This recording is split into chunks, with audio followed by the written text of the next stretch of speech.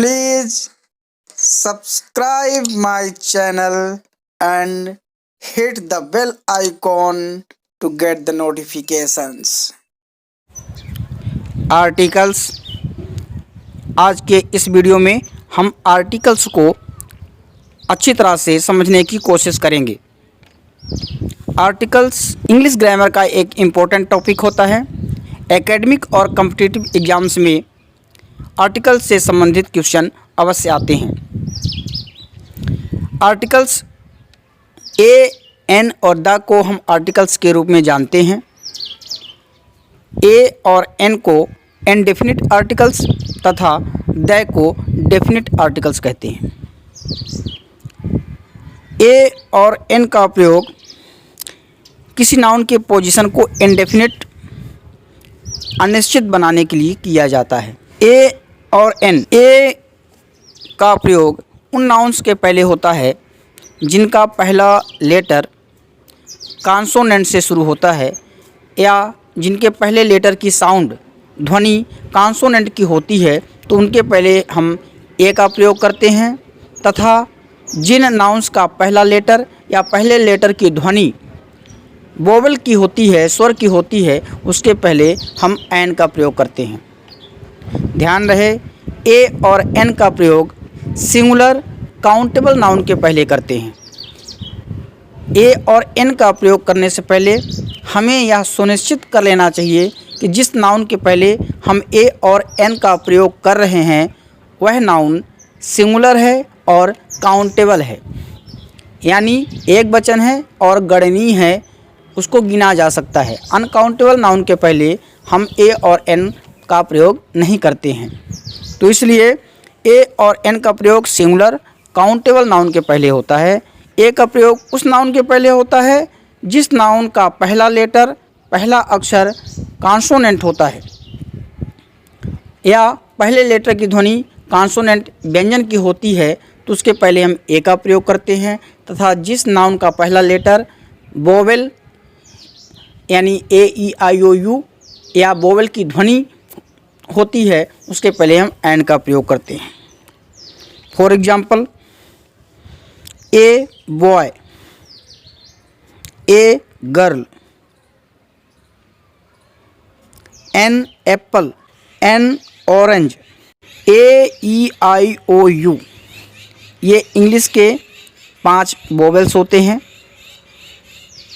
जिनको हिंदी के स्वर आ, ई, उ, ए, ओ, औ इत्यादि के लिए प्रयोग किया जाता है। तथा क से लेकर ज्ञ तक हिंदी में व्यंजन होते हैं और इन 5 लेटर्स अंग्रेजी में ए, ई, आई, ओ, यू को छोड़कर शेष जितने भी 21 लेटर्स हैं उन्हें कॉन्सोनेंट कहते हैं। तो कॉन्सोनेंट साउंड के पहले हम ए का प्रयोग करते हैं और वोवेल साउंड के पहले हम एन का प्रयोग करते हैं। लेकिन कन्फ्यूजन तब हो जाता है कि जब कुछ ऐसे शब्द होते हैं जो शुरू तो वोवेल से होते हैं लेकिन उनका साउंड कॉन्सोनेंट होने के कारण उनके पहले एन ना लगाकर ए का प्रयोग करते हैं।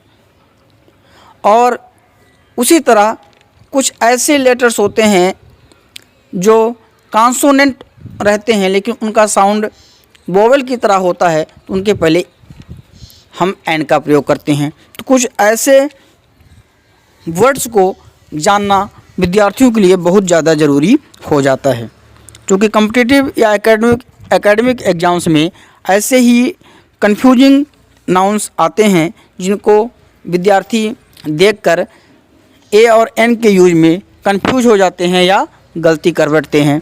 तो इसलिए पहले उन वर्ड्स को देखते हैं। जैसे एग्जाम्पल के लिए एन ऑनेस्ट मैन, यहाँ पर ऑनेस्ट एच से शुरू हो रहा है जो कि कॉन्सोनेंट है, लेकिन एच साइलेंट रहता है और इसका प्रोनंसिएशन ऑनेस्ट होता है, इसलिए इसका फर्स्ट लेटर की साउंड वोवेल की होने की वजह से इसके पहले एन का प्रयोग करते हैं। उसी तरह से एन एयर, HEIR।